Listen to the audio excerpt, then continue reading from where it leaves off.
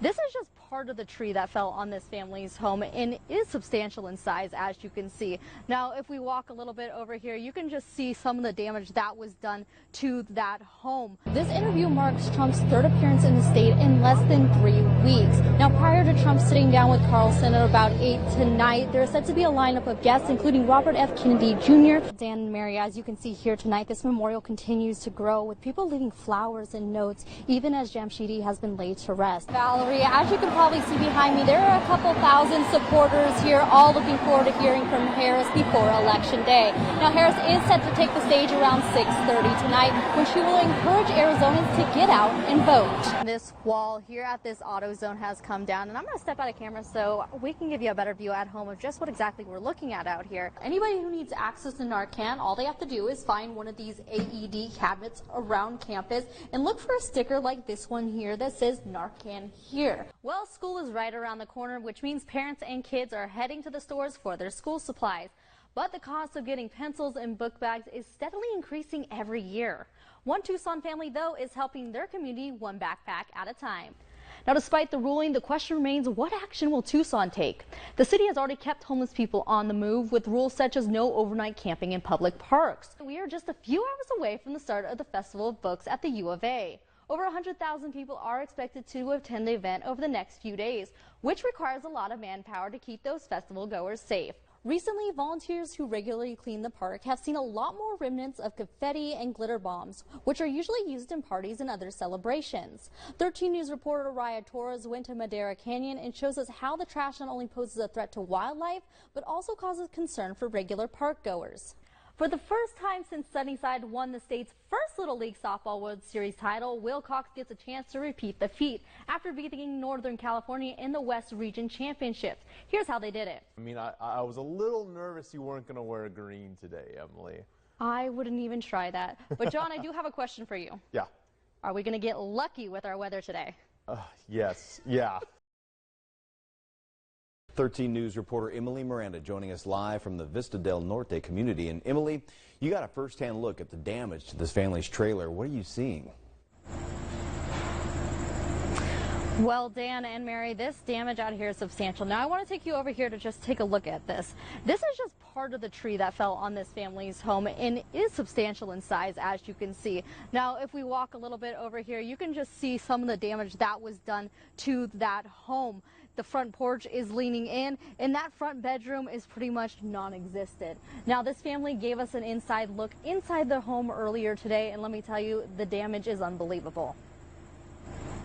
A bedroom that is barely recognizable as a place to sleep, hanging ceiling pieces, a broken TV, and scattered kids' toys. That is the scene today inside the home of Alex Lewis and her families after a tree came crashing down during yesterday's storm, and it could have been much worse.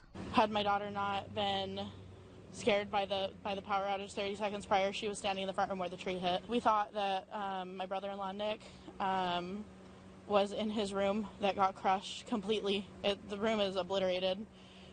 We thought he was in there. We thought he was dead, and it was terrifying. The family is now left with no home and only a small amount of supplies. Just what we could carry in our hands at the moment, and yeah, just got out as fast as we could. There are a couple more trees that look pretty suspicious, so the fire department, told us to, just get out of there and just be safe. The Lewis family wasn't the only ones to feel the impact of yesterday's storm. State Farm agent Tom Pena says he has been receiving insurance claims all day. On average, I get maybe, 2 or 3 claims over a weekend. Today, I probably had about 15 or 20.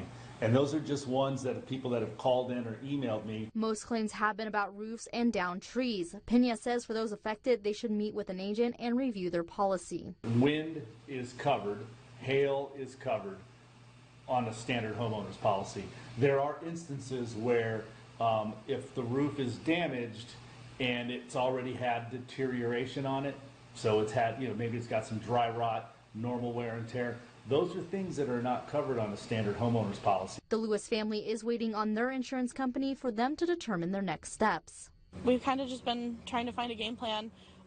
We did contact the American Red Cross, and they've been amazing. They were very, very helpful, and thanks to them, we have a hotel room for at least the next few days. While their home may be unrecognizable, they are grateful that everyone is safe.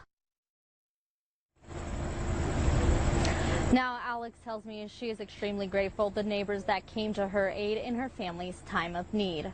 Reporting in Tucson, Emilee Miranda, 13 News. And in a story tonight you will only see on 13 News, Modest's mother is speaking out on the crash and their son. 13 News reporter Emilee Miranda sat down with her earlier today to learn more about Dylan's life. Dylan Mares is described by his family as a bright soul, generous, funny, friendly, and above all, his mom's best friend.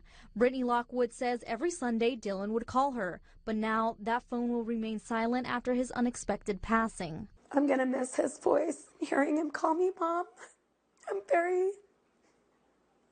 I'm the lucky one. I feel so blessed that I was chosen to be his mom. Mares lost his life in a hit-and-run crash over the weekend in Phoenix, just 5 months before his 30th birthday. He truly had such a zest for life and had so many things he still wanted to do. To know he was taken, it's not fair. Dylan played football at Palo Verde High School before transferring to Cienega High his senior year to be the team's quarterback, quickly earning the nickname Nightmare on the field. For the past few years, he's been living in Phoenix, being active in a run club and working 2 jobs. He was recently promoted to team lead at Castle Biosciences, which Lockwood says she never got the chance to learn more about. He was moving up in his job.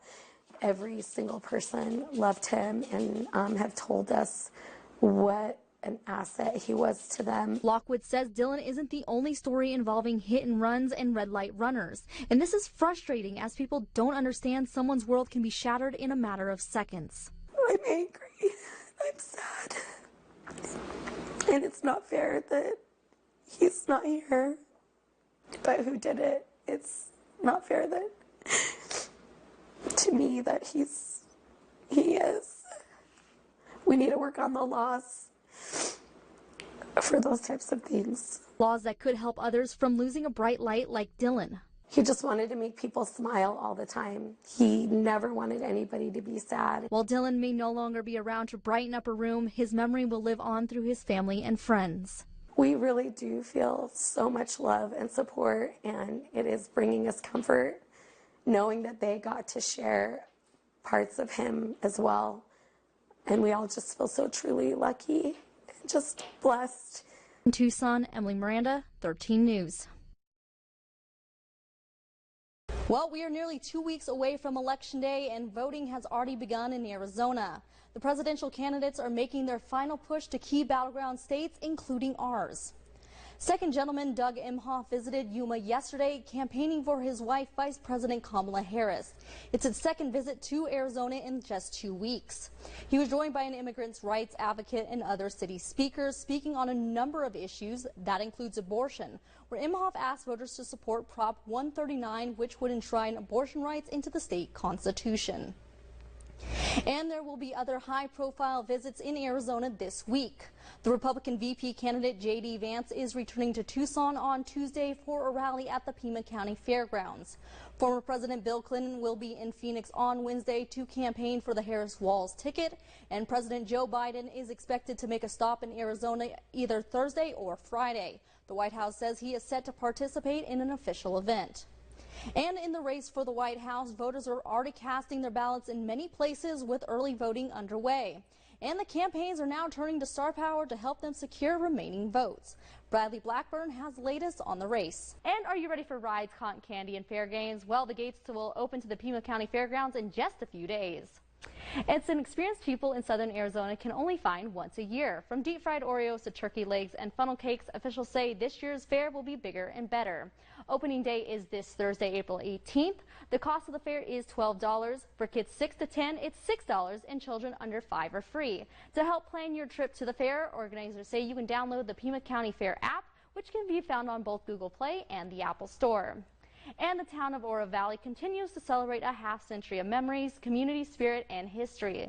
Last night, the town came together for its 50th anniversary community celebration.